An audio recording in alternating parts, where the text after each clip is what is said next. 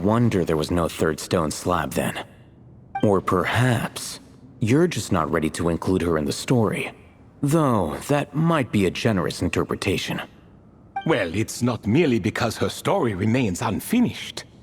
As the remaining priests of this place left, or passed on, there were none left to record the events that followed. Besides, stone slabs are few and far between in the Great Red Sands. In the sprawling desert, very few things or people even manage to leave a trace. But sometimes I can't help but wonder, if that young man from several centuries ago had been willing to answer my question, would I have left Aaru by now? Wait, so there was someone else? Of course, it has been thousands of years after all. All sorts of people have stumbled upon this place, but I only chose the special ones. That young man had such a singular intelligence, though his companion, by contrast, was rather average. The author of those notes we found? The student named Zandik?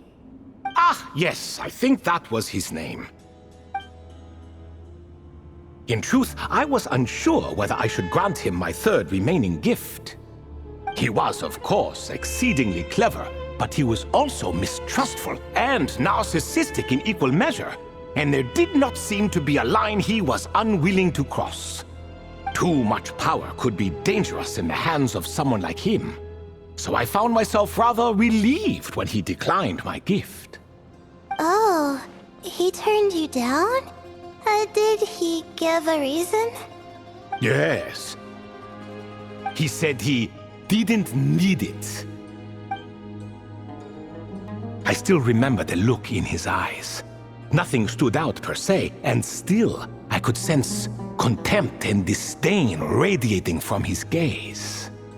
I could not give an exact reason, but on instinct I just knew it would not end well to get close to a man like that. So, I tricked him. Stick close to your companion, I said. Only the descendants of Tuletula can come and go as they please. Leave him behind, and there is no escape for you. So, does that mean his companion wasn't a descendant of Tuletula? Oh no, that part was true. The lie was in the other half. Anyone can enter or exit this place. There are no restrictions. I saw that his companion was exhausted and was concerned Zandik might leave him behind, or worse, that some other accident might befall him. So I made up an excuse to prevent Zandik from going a step too far. Oh, and speaking of, Zandik's companion had the same blue hair and pointed ears as you. Wait, does that mean Layla's also a descendant of Tuletula? Indeed. When Hermanubis founded that city, he took in many who had nowhere else to go. Today their progeny are scattered to the four winds, and indeed are far more numerous than I could have imagined. So the person you protected could have been my ancestor. Yes, yes. You're very welcome for that. Could I ask another question, Lord Ibis King? Of course. I have nothing but time, I'm afraid. Did you also save me and a man named Jur? I did. You two were quite unlucky bumping into a device King Deshret once used to measure human brain power. That contact caused more knowledge than you could handle to flood into your minds. So I replaced that knowledge with simpler, repetitive information. Of course, the side effect being the same thought repeating over and over again in your mind, but that should resolve itself in time. How many moons are there in the sky? Yes, that was the phrase I used in your head. I forgot the other one, though. I believe it had something to do with food. Both were spur-of-the-moment decisions, so no need to dwell on the meaning too much. I see. Thank you, Lord Ibis King. As I said, young one, you are most welcome. If you're inclined to return the favor, perhaps you could turn off that device so no one else can trigger it? There's only so much a cat's paw can do, so I'm afraid this is something I must leave to you. Or Marak, I suppose. Oh, splendid! Another one bites the dust. Such is the fate of things here. Day by day, little by little, the remnants of ages past fade into obscurity. For that reason, the gifts of bygone eras, be they tied to your blood or technological in nature, are not to be revered. They are tools, nothing more. Disrespectful?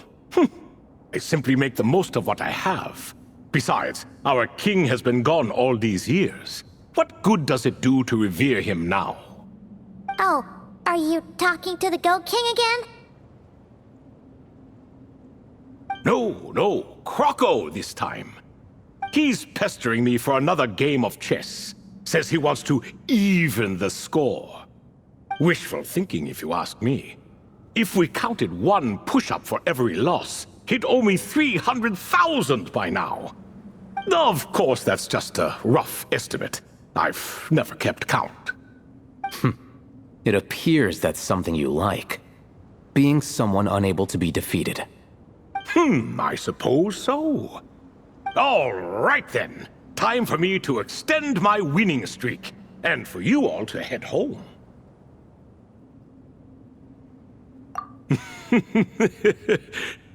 In truth, deep down, I know even the answers to those 3 questions will not change my fate. But that is for me to reckon with. Go on now.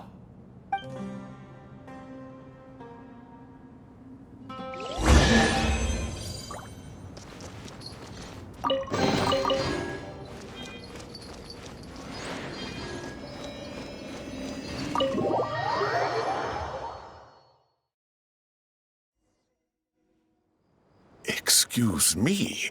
Do you even know what time it is? I've harvested 3 crops of tomatoes while you've been gone. You're exaggerating, Professor. I'm making a point. There's a difference. Sincerest apologies for keeping you waiting, Professor Cyrus. See, that's what I call manners. Now, are any of you hurt? Nope. It went way smoother than we expected, actually. I presume the investigation is complete then. Come, tell me all about it. Oh my, did you luck out? If you've read the work from the Vahumana Dashan, you would know that the Ibis King has, well, let's call it a mixed record. Perhaps he softened up a bit in his old age, and that's why he chose to help you. Or perhaps he just didn't have a good enough reason not to help us. See? Marak agrees. How do you even know that's what Marak meant? That could have just been a happy noise. In any case, there's a lot to be happy about. We figured out what happened to Layla and Jur, and there were some unexpected takeaways too. Yeah, I never expected to learn about my ancestry. I've always thought of myself as just an ordinary student.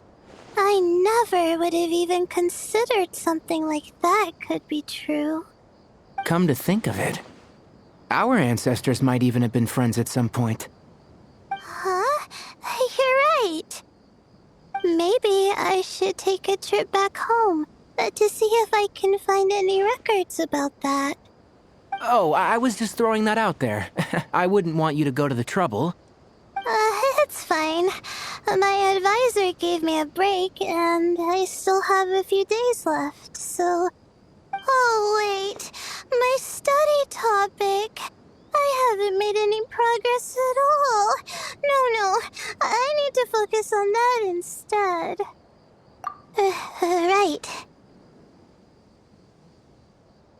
Couldn't you help her, Professor?